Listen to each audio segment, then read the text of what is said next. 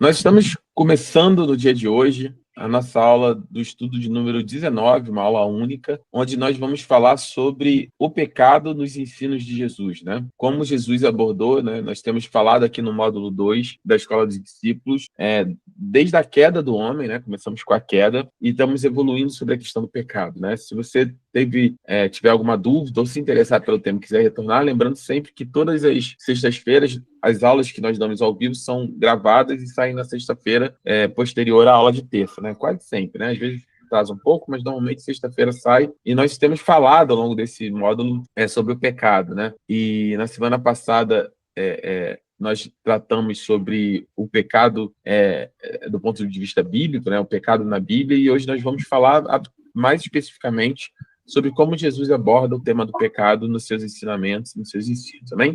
Mas antes de nós iniciarmos, vou pedir para a irmã Raiane orar para nós podermos iniciar em nome de Jesus. Vamos orar. Amém.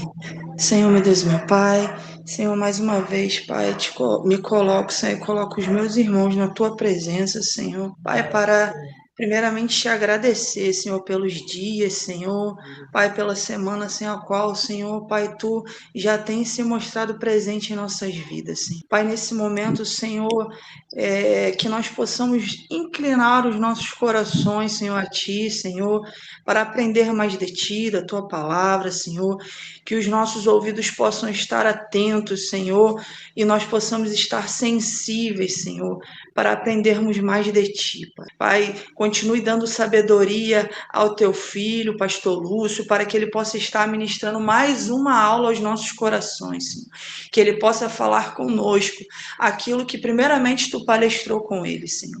Assim eu te oro, te entregando a cada um de nós, Pai, nas Tuas mãos, Senhor, em nome de Jesus. Amém. Amém, amém, amém. Obrigado, Rayane. Deixa eu compartilhar com vocês a tela aqui do nosso material de hoje. Acredito que vocês já estejam vendo já a nossa tela, amém? Então, nós vamos tratar sobre hoje, né, pecado nos ensinos de Cristo, né? Ou seja, como Jesus, né, através dos seus ensinamentos, né, como o próprio Deus aborda, né, de maneira clara e objetiva a questão do pecado, e nós vamos falar um pouco sobre isso hoje, né?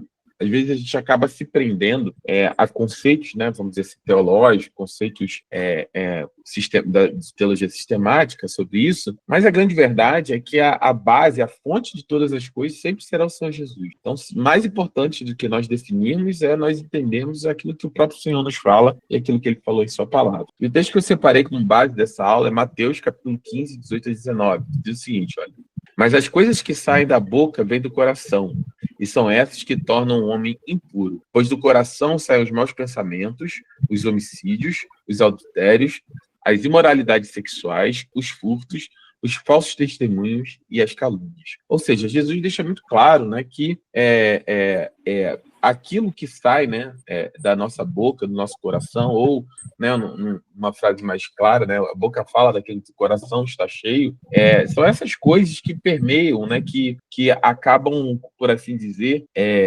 acabam enchendo, né, permeando, ocupando espaço na nossa vida, né? Então, um homem impuro, com coração impuro, terá lábios impuros. E aquilo que seus lábios falam, o meu e o seu, são aquilo do que nosso coração está cheio. Estamos santificados no Senhor, estamos cheios da presença do Senhor, falaremos sobre as coisas do Senhor. Se não, falaremos sobre as coisas da carne, né? E aí a palavra diz que do coração, né, é que saem os maus pensamentos. Ou seja, uma decisão em nosso coração de quem servimos e como servimos é que surgem, né? E aí os maus pensamentos, os homicídios, os adultérios, as imoralidades sexuais, furtos, falsos testemunhos, calúnia. Mas vamos avançar um pouquinho. Alguém consegue ler para a gente fazer uma dinâmica melhor hoje, para a gente poder ir lendo? Alguém vai lendo e eu vou comentando? Não sei se vocês têm a visão clara aí. Seria bom alguém participar, né? Melhor porque sempre lê. Mas se ninguém Não, quiser. pode ir, Rayane. Depois, se alguém quiser, no próximo slide, já se prepara aí que começa. Bom, pode começar, se você está com tempo. Pastor, estou vendo, só preciso que acenda as letras, né? Isso. Não, mas eu vou passando, tá? Pode ir, porque a gente vai item aí, tá bom? Tá. Introdução. O diagnóstico de Cristo. A profundidade revelada. Cristo expôs que o pecado não é superficial, mas possui uma intensidade penetrante e uma origem profunda no coração humano. Seu diagnóstico revela a raiz do problema. Características essenciais. O pecado é interno, origina-se no coração, universal, afeta toda a humanidade e moralmente destrutivo, corrompe relacionamentos e propósito. Abordagem abrangente. Jesus confrontou tanto pecadores abertos quanto religiosos hipócritas. Esta abordagem dupla destaca a amplitude do problema do pecado e sua presença em todas as esferas. Então, o que a gente está falando aqui é que... Eu vou fechar um pouco seu microfone, porque está dando um retorno. O que o texto destaca, né, aqui é sobre aquilo que nós lemos agora há pouco em Mateus. Jesus ele faz um diagnóstico completo, né, claro, sobre aquilo que é o problema do pecado. A primeira questão que Jesus trata, né, é justamente sobre a profundidade, né, do pecado. Cristo expõe, né, que o pecado não é uma coisa superficial, não é só uma atitude ou um deslize simples e puro de conduta, algo que revela só um momento de fraqueza, um momento de dificuldade, uma dificuldade de discernimento. Não, Jesus ele traz algo muito mais profundo. Ele fala, olha, o problema do pecado vai muito além de ser algo superficial, esporádico, passageiro e circunstancial. Ele vai para dentro do próprio ser humano. Ele está ancorado dentro do coração do homem. Então ele tem uma intensidade penetrante, né? Uma origem profunda que é no coração do homem. Por isso que, qual é a importância...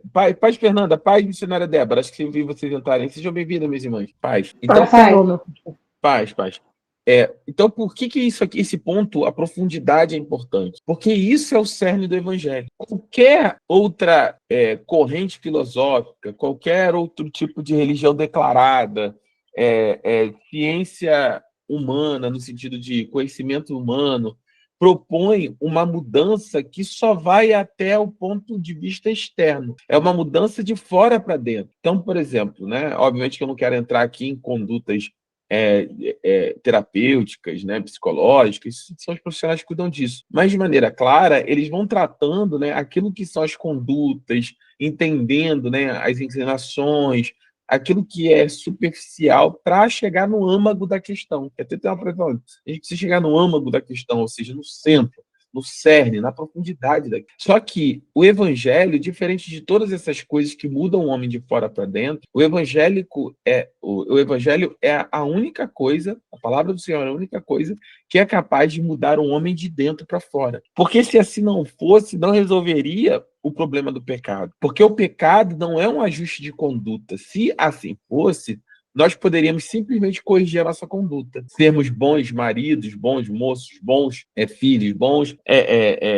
seguimos uma série de condutas, olhos humanos, morais e éticas corretas, e assim conseguiríamos alcançar a nossa própria salvação. Só que o que Jesus revela é que fala, olha, esse problema não é superficial. Mesmo a melhor pessoa, da melhor conduta, da melhor moral, da melhor ética, ainda assim ela tem um coração inclinado ao mal e vai manifestar o pecado em sua vida. Às vezes, não sendo um mau filho, mas sendo mentiroso, às vezes não sendo mentiroso nem um mau filho, mas sendo um mau marido, às vezes não sendo mentiroso nem um mau filho, nem um mau marido, mas sendo ladrão, e por assim sucessivamente. Então, uma série de condutas que são a expressão daquilo que é o coração do homem. Então, quando você entende que o pecado ele nasce no coração, você entende que somente o evangelho é poder de Deus para mudar o homem de dentro para fora, para transformar um homem mentiroso num homem segundo o coração de Deus. Uma mulher irada numa mulher segundo o coração de Deus. Porque o restante é só o tratamento paliativo daquilo que está no cerne da questão, que é a corrupção do coração humano. Então, o pecado, as características do pecado são, ele é interno, ou seja, ele se origina no meio do seu coração. Lembra quando nós falamos sobre a queda, que o pecado não é comer do fruto, mas a decisão no coração de desobedecer ao Senhor, de desobedecer a Deus. A decisão de desobedecer, ou seja, a não obediência ou a desobediência, é o cerne do pecado. Se você conhece a palavra de Deus e obedece a palavra de Deus, você fatalmente se entregará ao pecado. Paz e Yolanda, seja bem-vindo. Então, o pecado, ele é interno, ele origina-se no coração. Ele é universal, porque ele afeta toda a humanidade. Lembra? Todos pecaram e carecem da glória de Deus. Não existe maior ou melhor ou pior ou menor em termos de pecado, porque nós olhamos o pecado e tentamos escalonar ele. Óbvio que tem escala na consequência do pecado. No seguinte, uma mentira, né? Uma mentira, não, do ponto de vista de gravidade aos olhos humanos, nunca vai se comparar, por exemplo, a um homicídio, por exemplo, né? Em termos de consequência, dos desdobramentos, uma pessoa ser assassinada, a pessoa, né, perder a sua vida. Não é, quando a gente fala que não existe diferença entre pecado, não é nesse tipo de hierarquia, mas aos olhos do Senhor, e é muito mais profundo, que a gente meio que tenta rebaixar e equalizar os pecados. Não, então, não é isso, é que Deus, ele é um Deus santo, lembra? Nós estamos falando sobre isso, um Deus santo. Deus é espírito, Deus não é homem, Deus não é um homem grandão sentado no trono, Deus, ele é espírito, e ele é santo. Nele não há pecado, erro, variação, nada. Deus, ele é puro, ele é imaculado, ele é santo dos santos. Quando você tem o santo dos santos, a santidade na sua extrema manifestação, ou seja, tudo que é santo é manifesto de Deus, qualquer pecado, por menor que seja, ainda assim é inaceitável diante de um Deus santo e justo. Então o pecado ele nasce no coração do homem, ele é universal porque ninguém consegue não pecar, e ele é moralmente destrutivo, porque ele corrompe relacionamento e propósito. E relacionamento que propósito? O relacionamento com Deus, porque Deus não aceita o pecado, e o propósito de Deus na vida do homem, porque o homem pecado não pode viver o propósito que Deus Santo estabeleceu para ele. Então, a abordagem de Jesus, ela é abrangente. E isso aqui é o mais importante, porque normalmente a gente tende a olhar o pecado sempre para a vida do outro, para a vida de outra pessoa. Porque é uma pessoa que está fora da igreja, para a pessoa que não conhece a Cristo. Não. A abordagem de Jesus, ele vai confrontar desde os pecadores abertos, ou seja, aqueles que estavam conscientes do seu pecado e reconheciam isso, e reconheciam que precisavam de Cristo, há também aos religiosos hipócritas que, por não entenderem que o pecado nascia do seu próprio coração e acharem que era uma questão de ajuste de conduta, e aí, porque iam à sinagoga, vou botar nas linguagens de hoje, tá? Iam à igreja, porque dizimavam, porque ofertavam, porque mantinham uma vida de oração, porque faziam devocional, porque tinham práticas aos olhos humanos de uma santidade externa, achavam que isso transformava eles em alguém melhor do que aqueles pecadores. Só que o mesmo Deus que não faz distinção em pecado, porque ele é santo ao extremo e qualquer pecado se torna inaceitável diante de um Deus santo e justo, também não faz distinção entre pessoas. Todos pecaram. Do mais religioso, que aparentemente cumpre tudo aquilo que aos olhos humanos é uma vida de retidão, quanto também ao mais pecador que reconhece a sua própria conduta, perdão, e o seu próprio erro. Então, isso traz um paradigma muito diferente para nós. Por quê? Num sistema religioso, onde eu, pastor, me sinto melhor do que a pessoa que acabou de entrar na igreja para ouvir uma palavra, de aceitar, ou para ouvir para aceitar a Cristo, acabou de ouvir e aceitar a Cristo, qual é a questão? Se um religioso, na época os fariseus hipócritas, se achavam superiores, isso trazia uma separação, porque esses homens se achavam perfeitos a ponto de se tornarem duros o suficiente para não ouvirem a voz de Deus e não corrigirem suas condutas, então eles não estavam sensíveis ao Espírito, e traziam um peso sobre esses que eram pecadores e estavam conscientes do seu pecado, de que para eles não havia solução, porque eles eram pecadores. Como o pecador não conseguia cumprir a conduta humana estabelecida pelos religiosos, pelos fariseus, então eles eram descartáveis. Mas quando Jesus diz, olha, tanto esse quanto esse são iguais, gente. Não existe melhor nem pior. Todos pecaram, carecem da glória. O pecado nasce do coração do homem. Jesus equaliza todo mundo. E aí, quando Jesus traz todo mundo para a mesma base, ele diz assim, olha, vocês não conseguem nada sem mim. Então, para esses aqui, que estavam orgulhosos e arrogantes a respeito da sua conduta, restou o quebrantamento. E para esses que estavam humilhados, porque esses aqui não deixavam saída por conta da sua falsa moralidade e santidade, viram um fio de esperança para, nossa, se eu sou pecador, se eu não consigo ter poder sobre os meus atos, mas Deus estende a sua mão para através da atuação do seu filho, do seu espírito, eu possa mudar quem eu sou, então existe uma esperança para que eu me aproxime desse Deus verdadeiro. Foi Deus que abriu o novo e vivo caminho, e foi Deus que nos deu a possibilidade de retornarmos para Ele. Então, Jesus confronta essas duas abordagens, né? E nessa abordagem dupla, ele destaca a amplitude do problema, ou seja, vai do mais pecador ao mais aparentemente religioso ou aparentemente santo, né? E Jesus, ele fala que o problema do pecado ele é tão profundo que ele se manifesta em todas essas esferas. Então, a aplicação sem conhecer honestamente o diagnóstico de Cristo, né? Sem você entender que o pecado sempre nascerá do meio do seu coração e que está na nossa condição humana, ninguém genuinamente consegue buscar o remédio transformador da cruz. Ou por ignorância, por achar que, como esses pecadores não havia jeito, que para eles não tinha solução, então, já que não tem jeito para mim, vou viver a vida do jeito que eu sempre vivi e vou para o inferno mesmo, tudo bem.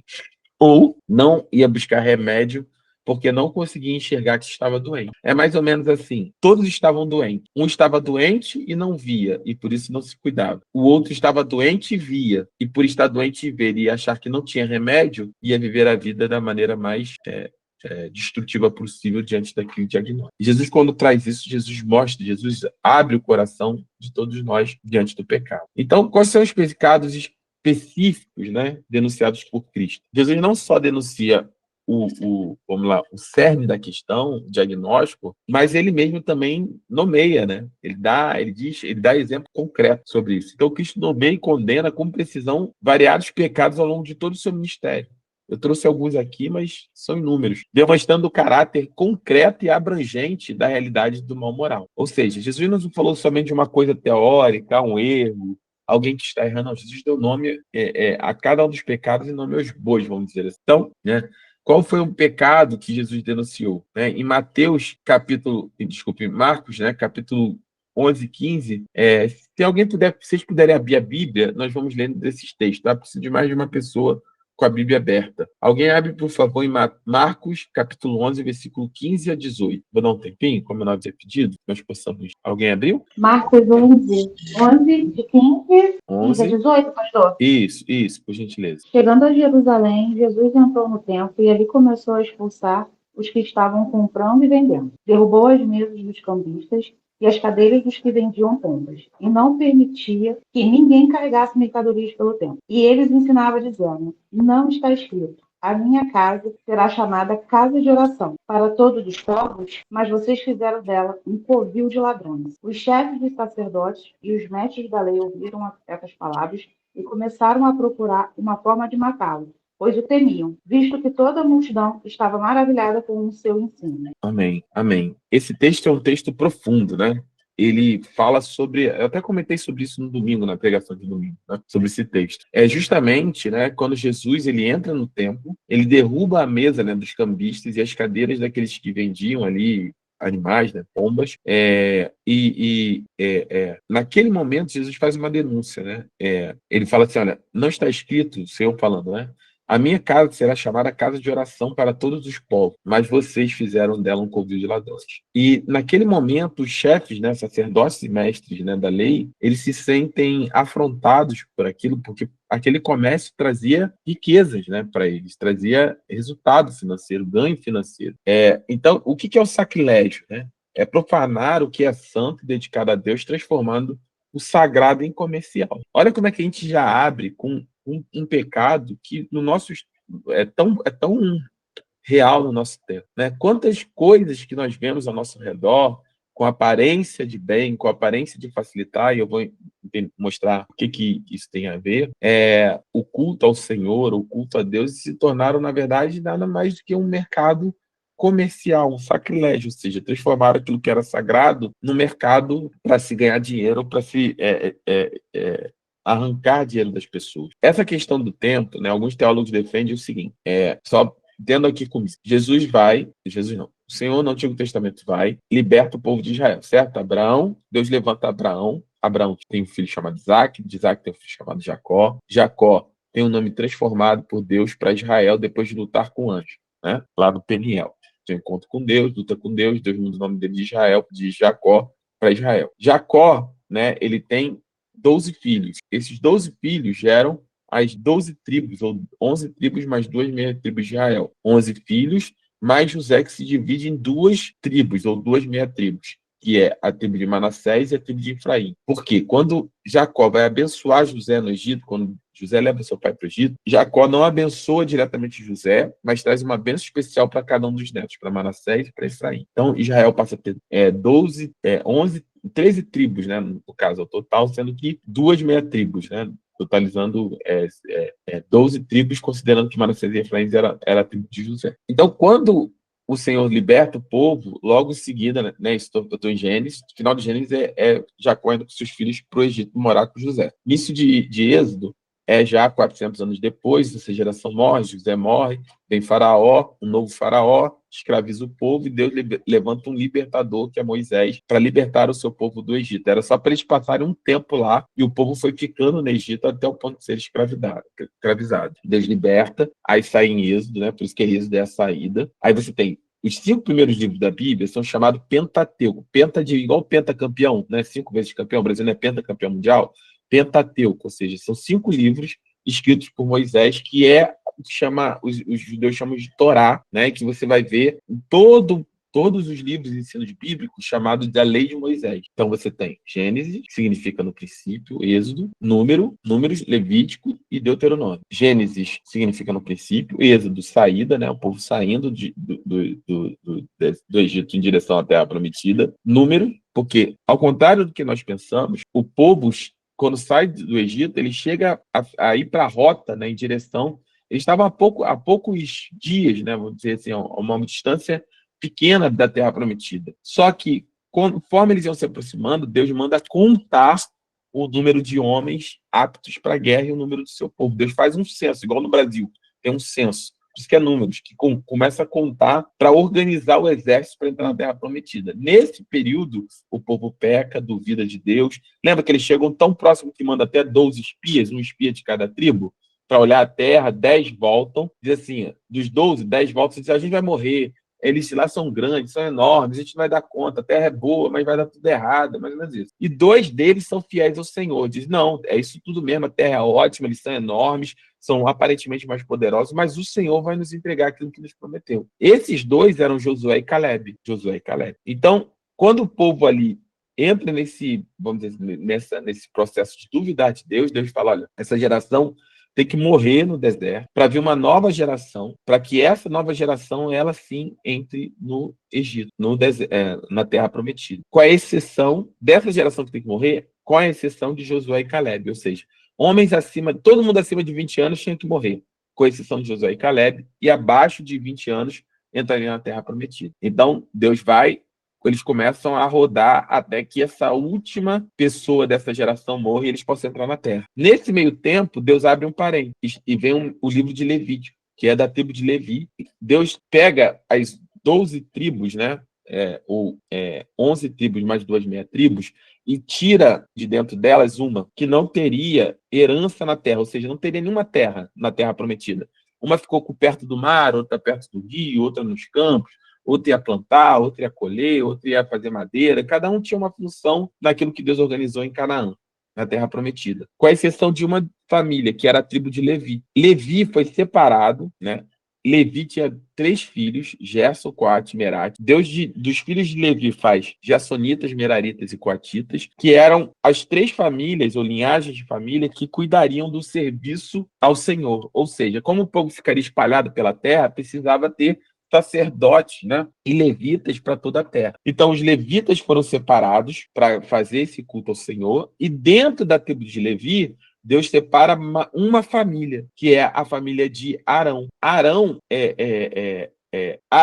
ele era um levita, mas ele era um levita especial. Ele era o sumo sacerdote. Então, dentro da tribo, todo sacerdote estava dentro da tribo de Levi, mas nem todo levita era um sacerdote, só aqueles que eram descendentes de Cohen, né? Cohen, que era Arão. Então, de Arão, Deus tira toda a linhagem de sacerdotes, dos levitas, todos os serviços do templo. E aí Deus organiza em Levítico esse momento, vamos dizer assim, essa nova mais do que uma religião, Deus estava instituindo uma nova nação. Assim como nós somos um país democrático, ou seja, demo de povo e crático de governo, o povo governa, teoricamente nós escolhemos nossos vereadores, deputados, etc., presidente. O Estado de Israel, quando Deus começa a construir essa futura nação que teria um território e, obviamente, teria uma nação, Deus estabelece um governo teocrático, não democrático, mas teocrático, ou seja, o governo era do próprio Deus,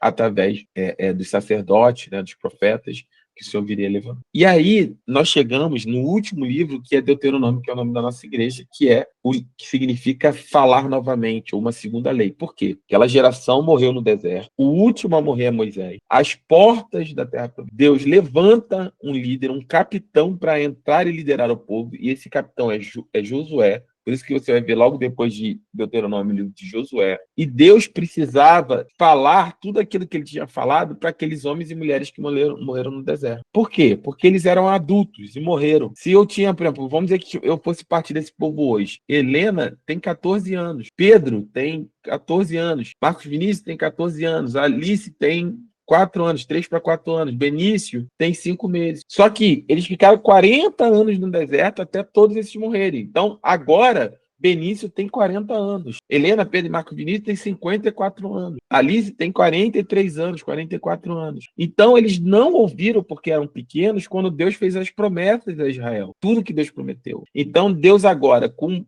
essas crianças crescidas, Deus precisava deuteronomai, falar novamente aquilo que ele tinha falado, reafirmar tudo aquilo que ele tinha falado, colocar no coração dessa nova geração as suas promessas naquele momento. Então, Deus precisava não dizer algo novo, mas reafirmar, firmar no coração para que aquele povo fosse fiel às suas palavras. Por isso, nosso ministério se chama Deuteronômio, porque nós acreditamos, não é que a gente precisa de uma nova igreja, que a igreja evangélica protestante faliu, nada disso. Nós cremos que a gente precisa falar da palavra constantemente para reafirmar no nosso coração e das novas gerações a palavra do Senhor. Então, quando Deus faz isso, estabelece em Levítico e para aquela nova geração um culto dentro de um tabernáculo. Nós vamos ver em outras aulas do tabernáculo. E desse tabernáculo, quando Deus estabelece um rei, né, o povo era governado por profetas, diz que quer ter um rei igual a todo mundo, o povo escolhe Saul, Saul peca, Deus escolhe Davi, levanta Davi como rei.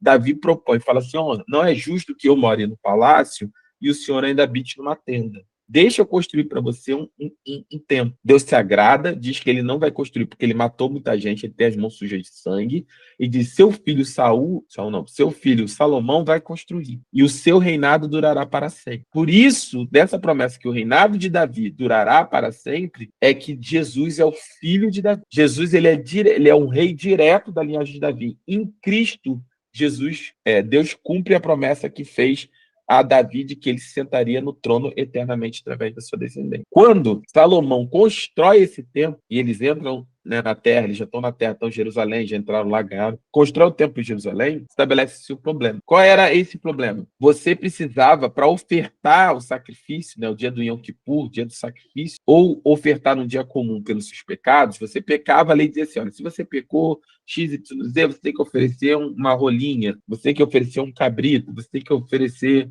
um boi, você oferecia o que você podia, não só pelo seu pecado, mas também em ações de graças, para louvar ao Senhor, como adoração a Deus. Só que, com o tempo, imagina o seguinte, se você, vamos dizer que fosse, lá na igreja fosse o templo, as pessoas que moram próximas ali, é fácil você pegar um cabrito, uma ovelha, levar ali na igreja e fazer o sacrifício, se fosse o caso, né? Já se pede hoje. Agora imagina um irmão que mora mais distante, né? Vamos dizer que tivesse um irmão que morasse, como nós tínhamos, né, um casal que morava em Maricá. Imagina, sem carro, sem nada naquele tempo, ele vir lá de Maricá, arrastando um cabrito 2, 3, 4, 5 dias para poder sacrificar no templo. Então Moisés abre uma brecha, segundo as teólogos, uma concessão para que as pessoas poderiam trazer o valor desses animais em peso, de ouro, de prata, enfim, e trocar no templo, que era um cabrito, uma ovelha imaculada, paga-se o preço, pega esse animal, sacrifica, para facilitar o culto ao Senhor. O que essas pessoas fazem? Opa, tem um negocinho aqui, vou botar... mas se você quer comprar um cabrito para você sacrificar hoje, meu cabrito aqui é mais caro, na minha mão é mais caro. Não é esse negócio de 3 moedinhas de prata, sei lá, dá um exemplo, tá?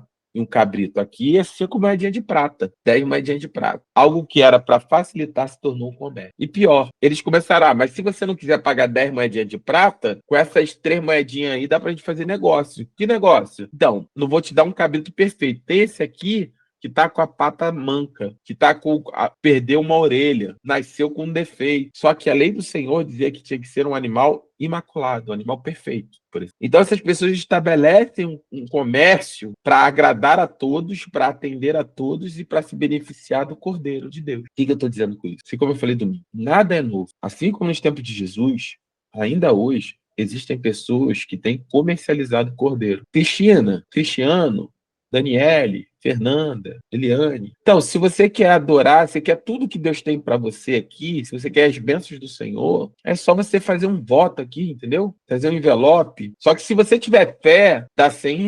Mas aqueles que querem uma bênção mesmo, tem que sacrificar no altar algo profundo para conseguir algo tremendo, R$ 1.000. Mas aqueles que são um voto de Abraão, vão fazer o voto de Isaac, sacrificar o seu Isaac para você conseguir o impossível, R$ 10.000. E aí você vai ter acesso àquilo que Deus tem para você. As mesmas pessoas, o mesmo coração pecaminoso, invertido, corrompido, continuam hoje comercializando o cordeiro, transformando o sagrado em algo comercial. Deus me encheu do Espírito. E Yolanda quer que eu vá na igreja dela pregar. Claro, Yolanda, que eu vou. Mas para mim ir, R$ 8.000. Ué, mas o Espírito não é do Senhor. A graça não foi o Senhor que me deu. O conhecimento não foi o Senhor que me deu. Ah, pastor, mas tem gente que vive do ministério. Claro, deixa aberto. Como muitos homens de Deus. Se a igreja quiser abençoar, amém. Se não quiser, amém. Organiza as coisas, né? Não, eu vou daqui para São Paulo, né? Se eu tiver condições, vou pagar. Não, irmão, não tem condições de ir. A minha passagem, como é que você quer mandar? Durmo na casa do irmão, durmo em algum lugar, hotel, a igreja tem condições, tudo que a igreja, né, pode fazer. Isso é uma coisa. Pastor, não, olha, uma oferta aqui para abençoar o irmão. Agora, eu só saio da minha casa por menos de R$ 8.000, eu nem abro a Bíblia. Tá aí, irmão, tá aí. Então, nós precisamos entender que o conhecimento da palavra do Senhor, o diagnóstico de Jesus sobre o pecado, ele é muito certeiro. Ele vai abrangendo absolutamente tudo o que nós vemos hoje. Só se espanta, só se escandaliza, só deixa a sua fé esmorecer, só se desvia do caminho do Senhor aqueles que, por algum motivo, desconhecem a palavra de Deus. Porque aqueles que conhecem a palavra do Senhor não se escandalizam, não se desmotivam. Eles apenas identificam e falam, esse povo aqui de novo, vendendo o cordeiro dentro do templo. E aí chuta a barraca, chuta tudo que está na frente. Como é que nós chutamos? Denunciando o pecado. Por isso que eu não tenho nenhuma dúvida, nenhum medo de me posicionar sobre nada. Falei assim, porque o fulano de tal faz, está errado, está errado. O coração do irmão, no coração dele eu não conheço. Eu conheço a atitude. Está errado. Não tem desculpa. Né? Eu achei engraçado até esses dias aqui na rede social. O que eu estava fazendo? Acho que é alguma coisa da igreja. E aí a pessoa mostrou um backstage de uma igreja grande. Porque chega antes, porque não sei o quê. Irmãos, uma pirotecnia danada. Milhões e milhões de reais em equipamento. Sob a desculpa de que não fazemos por excelência, sabe? Não é mais suficiente só o pregador pregar, o cantor cantar, o levita louvar, né? O orador orar, o intercessor orar. Não, tem que ter uma fumaça, tem que ter um sentimento, uma ambiência que custa milhões de reais. Tem que ter o McDonald's dentro da igreja, sabe? Até que ponto? Qual é a medida disso? Óbvio que a gente quer excelência. Nossa igreja tenta fazer tudo direitinho, com carinho pelo Senhor, mas a ponto de fazermos isso e irmãos da nossa igreja passam dificuldades, qual é o limite, né? Então, quando nós falamos sobre essas coisas, você precisa entender que Jesus e a palavra do Senhor já está tudo lá. Eu me afastei da igreja porque eu descobri isso. Preguei sobre isso domingo. Pedro fala claramente. Aqueles que sofrem esse tipo de comportamento, normalmente são aqueles que têm seu coração ganancioso, que se aproximaram de Deus achando e interessados em ganhar de Deus, em vez de simplesmente se aproximar de Deus, porque Ele é Deus. E a palavra diz que o coração ganancioso dessas pessoas farão com que eles sejam enganados por esses falsos mestres, terão suas casas tiradas, seu dinheiro arrancado. E aí, quando descobrir o tamanho do buraco, aí vão falar, eu me decepcionei com a igreja. Isso não tem nada a ver com a igreja do Senhor, irmão. A igreja do Senhor passa muito distante disso. Nós precisamos ter essa percepção daquilo que é sacrilégio, o que é sagrado, que está sendo transformado em algo comercial. Outro dia, há muito tempo atrás, eu vi um curso, você pagava 12 de R$ 99,90 para aprender como se tornar um intercessor, sabe? Então Jesus tratou sobre isso, e isso tem muito a ver com o segundo pecado, né, que é a hipocrisia, que é uma religiosidade externa e performática, né, mas sem verdadeira transformação interior no coração. O camarada se converte, muda sua forma de falar, sua forma de ir, muda o ambiente que ele frequenta, mas o seu coração continua ganancioso. Vê na igreja a oportunidade de ganhar dinheiro, de fazer negócio, de fazer network, de fazer algo performático. Eu, particularmente, eu me sinto escandalizado, aí eu tô falando tá? Isso aí já é uma opinião particular. Você pode desvirgir de mim, fica à vontade. Não faz nós não sermos irmão em Cristo de maneira alguma. É minha opinião particular. Eu fico escandalizado, e como irmão em Cristo, como Lúcio, tá? Quando uma igreja abre o seu púlpito para um empresário falar. Ah, pastor, mas é importante trazer para os jovens uma visão de reino, de trabalho, né, de prosperar, de como organizar uma empresa. Claro, vamos fazer um seminário sobre isso. Vamos fazer, né, um curso, um final de semana, um simpósio sobre vida financeira. Olha, legal, trazer vários profissionais para falar sobre isso. Como construir uma empresa, como empreender no mundo de hoje, os valores cristãos que podem estar. Podemos fazer, é ótimo, quero fazer. Está nascendo no meu coração um ministério lindo para os jovens da igreja. Um ministério lindo. Nós vamos colocar em prática, né? Acho que está na hora de Deus tem ardido no meu coração de a gente começar a olhar, né, para os jovens de 18 a 30 anos na nossa igreja. E é ótimo que nesse momento eles precisam dessas orientações, entender, ver, saber, compreender, né, ouvir. Vamos fazer um seminário, né? A gente já teve lá na igreja, né, sobre o cristão e a saúde mental. Tem um problema, tem um problema. Agora, vou abrir domingo à noite, um horário que o Senhor. Eu não estou dizendo que o Senhor só fala através do pastor Lúcio, não. Estou falando assim, um horário que o Senhor reserva para falar coração da sua igreja, para colocar um camarada, por mais bem-sucedido que ele seja, para falar sobre a forma de se multiplicar seguidores na internet, como arrebentar nas vendas no meio das... Por mais princípios bíblicos que o cara possa trazer, que a pessoa possa trazer, por mais, não, é o Senhor, tem que ter o temor, tem que orar. Entendi tudo, irmão, mas não é aqui, não nesse lugar, que é administração da palavra, pregação sobre o reino. E muitos veem, né, a oportunidade dentro da igreja. Estavam no mundo e tentavam ganhar dinheiro, né, sendo aproveitadores no mundo para se aproveitar das pessoas. Entram para a igreja e continuam da mesma forma. Vendem aquilo que não pertence a eles. Nosso chamado não é nosso, o Espírito não é nosso, a revelação do Senhor não é nosso. O conhecimento e a sabedoria que o Senhor nos concede não é nosso, para que nós vendamos. Pertence ao Senhor. De graça nós damos, de graça nós recebemos, de graça nós devemos. Então, e aí nós temos um outro processo, né? Se alguém puder abrir, por favor, Lucas 12, que é a avareza. Jesus trata, né? Que é um amor desordenado e idolátrico ao dinheiro e às possessões materiais. Dinheiro é um dos assuntos mais tratados por Jesus sobre o ministério, tá? Se você não tinha essa percepção, Jesus falou muitas vezes de dinheiro. E Lucas, ele vai tratar sobre isso, né? Alguém, por favor, abre Lucas 12? Pode ler quem abre, por favor. Lucas 12:15, pastor. Isso, por favor. Então lhes disse: cuidado, fiquem de sobreaviso contra todo tipo de ganância. A vida de um homem não consiste em quantidade dos seus bens. Continua, pode continuar, filho. Pode continuar. Então 16 lhes contou essa parábola. A terra de certo homem rico produziu muito. Então pensou consigo o homem rico. Então pensou consigo mesmo: o que vou fazer? Não tenho onde armazenar minha colheita. Então disse: já sei o que vou fazer.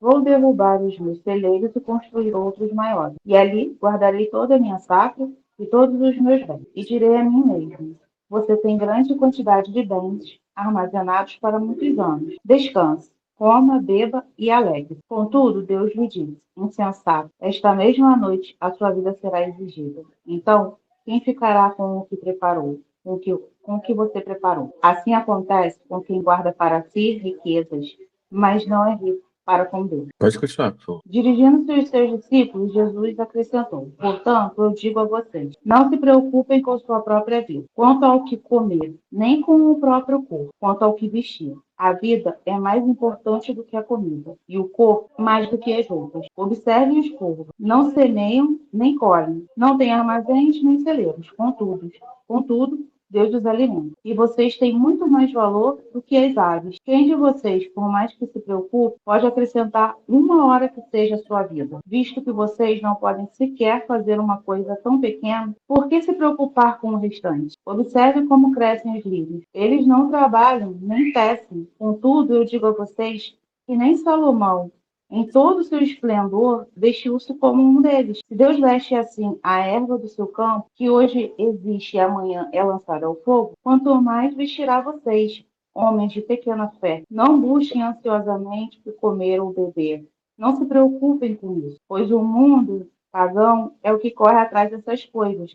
Mas o Pai sabe que vocês precisam delas. Busquem, pois, o reino de Deus, e essas coisas serão acrescentadas a vocês. Não tenham medo, pequeno rebanho, pois foi do agrado do Pai dar o reino a vocês. Vendam o que têm e deem esmolas. Façam para vocês bolsas que não se gastem com o tempo, um tesouro nos céus que não se acabe, onde ladrão algum chega perto e nenhuma traça destrói. Pois onde estiver o seu tesouro, ali também estará o seu coração. Tá ótimo até aqui, Fernando. Então, muito lindo esse texto, né? Jesus ele fala claramente aqui, né, sobre o coração. Jesus não está falando sobre você não ter bens, não é essa abordagem de você não ter as suas posses, você não ter, né, as suas coisas. O que Jesus está dizendo é que nosso coração não pode estar nelas. Nós não podemos ter um amor desordenado, né, idolátrico ao dinheiro e às possessões nossos materiais. O reino sempre precisará vir em primeiro lugar. O Senhor fala, buscai primeiro o reino, e as demais coisas serão acrescentadas às nossas vidas. Ele fala, olha, Deus cuida de tudo, das aves do campo, que não plantam nem colhem, dos lírios, que não tecem absolutamente nada e se vestem de maneira gloriosa. E o Senhor, antes de que vocês pensem, antes que vocês tenham consciência que precisam, Deus já sabe que vocês precisam, o Senhor já sabe que precisam. E a Bíblia, ela, em outras passagens, compara, né, a avareza, no caso, o amor ao dinheiro, né, e chama o dinheiro de um Deus. O dinheiro é um Deus, chama Mamon. Fala, você não pode servir a dois senhores, a Deus e a Mamon, porque você há de amar mais um do que o outro. Ou você ama Deus ou você ama o dinheiro. Então, por isso que Jesus ele vai declarando sobre isso. Por isso que a questão dos dízimos são tão importantes. Porque o dízimo não é sobre você dar dinheiro, não é sobre você ofertar dinheiro, não é sobre quanto você dá. O dízimo, ele passa no Novo Testamento a ser do coração, porque é uma questão em que Jesus diagnosticou. Qual é o problema do meio do seu coração? O amor ao dinheiro, a falta de confiança e a nosso colocar da nossa segurança em coisas materiais. Então, quando somos chamados ao dízimo na igreja, no reino, por exemplo, nós somos chamados a confiar no Senhor, a dizer, olha, eu creio que tudo que eu recebo é do Senhor, Deus que providenciou todas as coisas da minha vida, e eu estou não estou devolvendo ao Senhor parte disso como o meu ato de fé, a minha atitude de confiança no Senhor. Então, o dízimo ele é instituído justamente para que nós confrontemos o nosso coração em relação ao amor ao dinheiro, à idolatria ao dinheiro, a nossa confiança nas possessões materiais. O homem que ele fala ali do celeiro. O homem fala, olha, eu colhi, arrebentei na colheita esse ano, vou fazer o quê? O que eu vou fazer com tanta colheita? Vou aumentar os celeiros, em vez de distribuir, ajudar, vou aumentar os celeiros. Vai ficar gigantesco, eu nunca mais vou precisar trabalhar, vou comer dessa plantação o resto da vida. E o Senhor fala, louco, mal sabe você que ainda essa noite vão pedir a sua alma. Fez tudo e vai morrer. Fez tudo e vai chegar diante do Senhor sem nada na mão. A igreja hoje não fala mais sobre galardão, sobre a questão de nós termos, né, o compromisso com o reino, a igreja de maneira geral. A Bíblia fala que nós devemos nos apresentar ao Senhor com as obras das nossas mãos. O Senhor vai perguntar, não é só o pastor Lúcio, não, a cada um de nós. O Senhor vai perguntar a Rayane, ao André, a Fernanda, a Tatiana, ao Lúcio, a Cristiana, a Daniele, a Eliane, a Holanda, a Lisete, a Vera, a Cristina. O Senhor vai perguntar a cada um de nós, onde estão as suas obras? O que você fez do tempo que eu te dei em vida, dos recursos que eu te dei em vida, onde você investiu o seu tempo, o seu dinheiro, os seus recursos. E nós vamos ter que dar conta disso. Por isso que Jesus fala, porque onde estiver o seu dinheiro, onde estiver o seu tesouro é aquilo que você guarda para você, que é importante. Ele fala assim, onde estiver o seu tesouro, vai estar o seu coração. Obviamente que aqui é um discurso para uma vida desordenada, para abrir mão de tudo, não é sobre isso. Mas quanto de nós, da nossa vida, do nosso tempo, do nosso dinheiro, do nosso recurso, nós estamos investindo realmente no reino. Estamos juntando tesouros nos céus, onde a prata não, o ladrão não rouba, a traça não consome. Onde é que está o nosso tesouro? Então, Jesus ele vai desvendando de maneira muito clara isso que está no coração do homem. Ele vai falando sobre a blasfêmia, né, que é atribuída deliberadamente ao maligno, né, a obra clara do Espírito Santo, né, que é blasfêmia, é dizer assim, Deus curou, por exemplo, e falar, isso é obra de Satanás, alguma coisa seu. Jesus vai falar sobre a transgressão da lei, que é invalidar a palavra de Deus por meio das tradições meramente humanas, né? Que a gente que a gente chama de religiosidade. Não, a palavra de Deus ela precisa se adequar à doutrina da igreja. Não, é a igreja que precisa se adequar à doutrina, aquilo que está estabelecido na palavra de Deus. Jesus vai falar sobre o orgulho, né? Que é o pecado de se exaltar diante de Deus e dos homens, buscando essa posição. É o famoso eu, né? Não, porque eu. Você quer ver alguém que tem um ego grande quando a pessoa começa a frase assim, porque eu, na minha humilde opinião, humilde não tem absolutamente nada. Para quem fazemos? Fazemos para o homem, fazemos para Deus, é para o irmão olhar, para a igreja ver, é para o pastor ver, é para se exaltar diante de Deus e dos homens. Jesus vai falar sobre escândalo, que é aquilo, né, que causa queda espiritual e tropeço moral de outros irmãos, principalmente dos pequeninos, né? Trazer escândalo sobre a igreja, fofoca, mentira, briga. Ele fala, Jesus alerta, ele fala, olha, os escândalos vão vir, isso é certo, porque o ser humano é caído. Eu estou diagnosticando, o coração é esse, caído, podre, inclinado ao mal. Os escândalos vão vir, mas ai daqueles por quem vem os... Por isso que nós devemos vigiar. A gente fala tanto, né, na igreja sobre as obras da carne, sobre a fofoca, sobre a divisão, sobre a contenda, sobre o orgulho, sobre querer se exaltar sobre o irmão. Isso é um escândalo. Eu me achar... o pastor Lúcio agora falou, ele se acha melhor do que o cristiano. Escandalizei a igreja. Não, o cristiano não tem que comer nada, não. Quem tem que comer aqui no melhor que sou eu, porque eu sou melhor, que sou pastor da igreja ungido. Escândalo, supere. Aí o irmãozinho que está chegando na igreja agora fala, nossa, é assim que funciona, não quero ficar aqui não, vou embora. Escândalos virão, mas aí daquele porque vem escândalo. Jesus vai falar sobre deslealdade, que é talvez, né, uma das coisas mais críticas, que é seguir a Cristo sem entrega real e comprometimento genuíno. É ser desleal, não é com seu irmão, não. É ser desleal com Deus. Pessoa que está lá, segue a Cristo e tal, mas não quer mudar, não quer perdoar, não quer abrir mão. Ali, quer aprender. Né? A palavra de Deus diz que você tem que ter conhecimento. Não quer aprender, não quer nada. Quer ficar ali, desleal. Desleal com quem? Com Deus. Falta de lealdade, né? Falta de compromisso com o Senhor. Vai falar sobre moralidade, né? Que é o mais falado, os pecados sexuais, né? Que nascem primeiro no coração e não nos pensamentos. Você tem problema com moralidade sexual? É o seu coração que é pecaminoso, o seu olhar que é cobiçoso, o seu coração normaliza o erro e por isso nasce no seu coração aquilo que vai para os seus pensamentos. Porque se o seu coração entrega ao Senhor, os seus pensamentos serão dominados por coisas do Senhor. A falta de frutos, né? Que é algo que ninguém fala. Né? Lembra que da parábola do semeador, a última árvore é aquele que dá fruto. 30, 60, 100 por um. Uma vida espiritual sem evidências visíveis, prática de fé verdadeira. A pessoa não dá fruto nenhum, não faz nada para o reino. Não faz nada que eu estou dizendo assim, não precisa parar de fazer essas coisas, não. Você tem se comprometido. Não é na igreja, não pode ser também. Mas você fala do amor de Jesus, você testemunha, você fala do amor de Cristo, tenta levar alguém ao Senhor.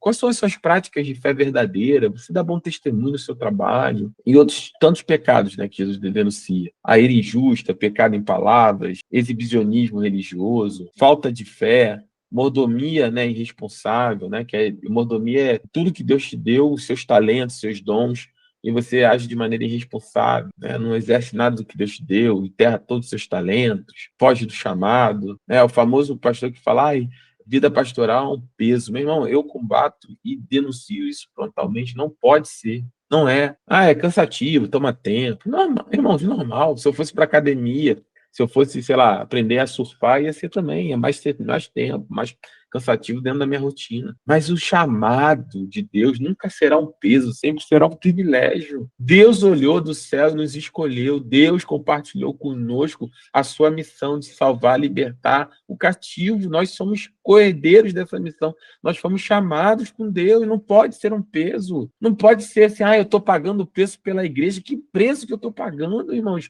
Nós somos irmãos em Cristo. O Senhor já pagou o preço. É um privilégio poder compartilhar e viver o que Deus chamou cada um de nós para fazer. Que discurso é esse aí as pessoas enterram talento, enterram suas vidas, enterram aquilo que Deus chamou por uma mordomia irresponsável, falta de oração persistente, né? Poder vigiar, de orar, enfim, são inúmeros os processos, né, que nós passamos aí. Então, a aplicação de Jesus não trata o pecado como uma abstração filosófica, né, e teológica, mas como uma realidade concreta e devastadora que destrói vidas, relacionamentos e a dignidade humana. Aquilo que a gente trata de maneira filosófica, etérea, Jesus tem exemplo. Vem cá.